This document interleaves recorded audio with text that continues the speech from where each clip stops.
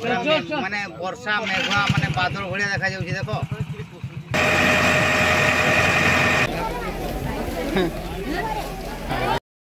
कौनसी कारणरू अग्निकांड घटी लक्षाधिक टंकार पानी पाइप जली जाइछि।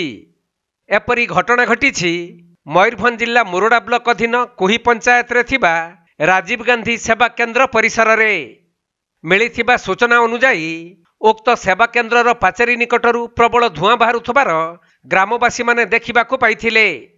तेणु ग्रामवासी माने पाचेरी निकटकू जाई देखिबा बेलकू सेठारे दीर्घ दिनरू पड़ी रहिथिबा पानी पाइप रे निया लागी जळुथिला। परे ए नहीं चित्रोड़ा दमकल बाहिनी को खबर दिया जिबारु दमकल बाहिनीर कर्मचारी माने पहुंची निया को आयत्त करथिले मध्य सेतेबेलकू पाइप गुड़िक संपूर्ण पुड़ी नष्ट हो जाइथिला।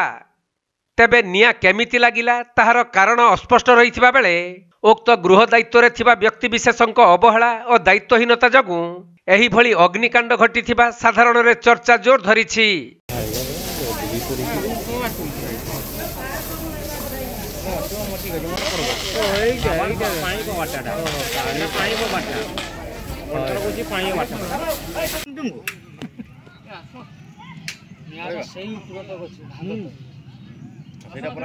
देखो एडे देखो फारगाड़ी लाओ पछिबो प्लास्टिक का है कि सॉरी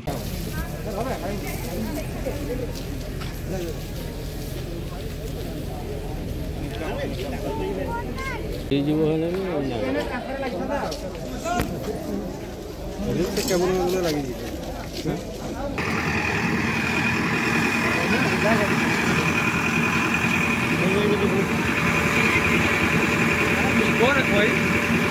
निको देखो रास्ता